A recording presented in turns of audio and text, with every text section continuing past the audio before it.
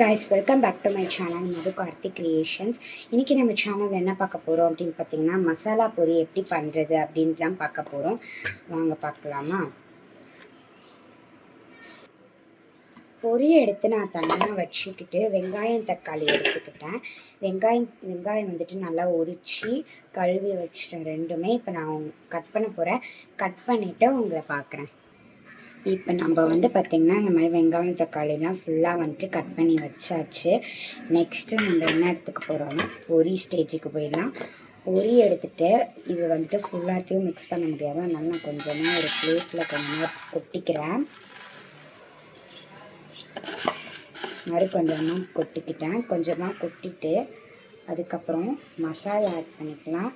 ஒரு டீஸ்பூன் கரம் மசாலா, ஒரு teaspoon chilli powder, அப்புறம் கொஞ்சமாக உப்பு. இது எல்லாத்தையும் சேர்த்து நல்லா மிக்ஸ் பண்ணி எடுத்துக்கோங்க. இது எல்லாத்தையும் சேர்த்துட்டு நல்லா மிக்ஸ் பண்ணிக்கலாம். இந்த மாதிரி நல்லா மிக்ஸ் பண்ணிக்கோங்க. மிக்ஸ் பண்ணிவிட்டு உங்ககிட்ட காமிக்கிறேன். ஓகேவா?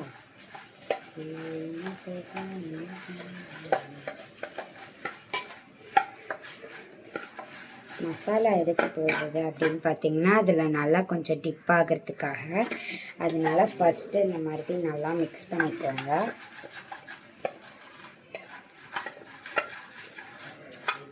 நல்லா மிக்ஸ் பண்ணதுக்கப்புறம் நம்ம பண்ணியிருந்த இந்த மசாலா அது கூட சேர்த்து போட்டிருந்ததில் இந்த பொரி கூட சேர்த்து மிக்ஸ் பண்ணிக்கலாம். இந்த பொரி கூட சேர்த்து அதை நல்லா மிக்ஸ் பண்ணிக்கோங்க. மிக்ஸ் பண்ணிவிட்டு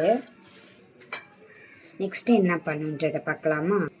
ஓகே, இப்போ இந்த மாதிரி மசாலா ஆட் பண்ணதுக்கப்புறம் நம்ம கட் பண்ணி வச்சுருந்த வெங்காயம் தக்காளி தான் அதில் நம்ம சேர்த்துக்கலாம்.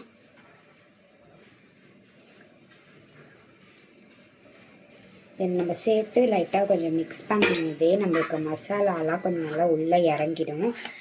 ஏன்னா இதில் கொஞ்சம் தண்ணி இருக்குல்ல, அதனால் நம்ம இந்த இதெல்லாம் கட் பண்ணும் போதே கொஞ்சம் தண்ணி இருக்கிறதுனால அது நல்லா மசாலாலாம் உள்ளார இறங்கிடும்.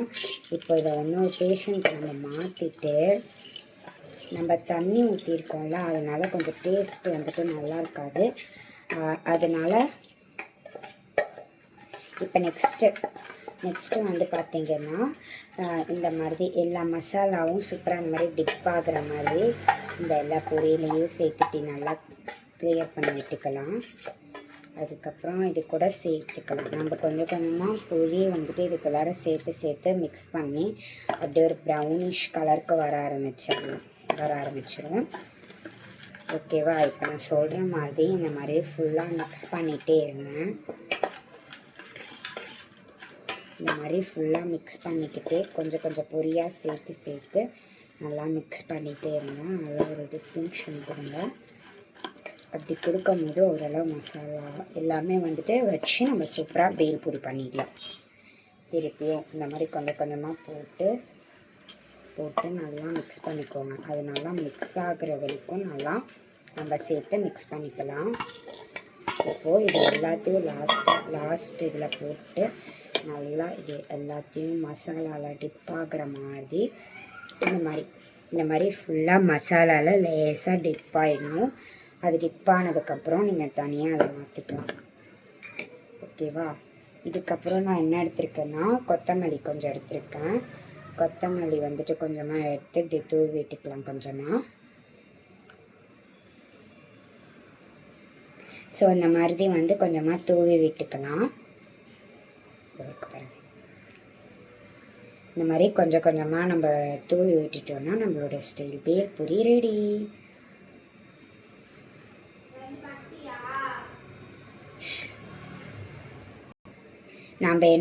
நம்ம கரண்டி வச்சு இது மிக்ஸ் பண்ணனாலும் கையை வச்சு ஒரு வாட்டி நம்ம வந்து பார்த்திங்கன்னா மிக்ஸ் பண்ணிக்கோங்க.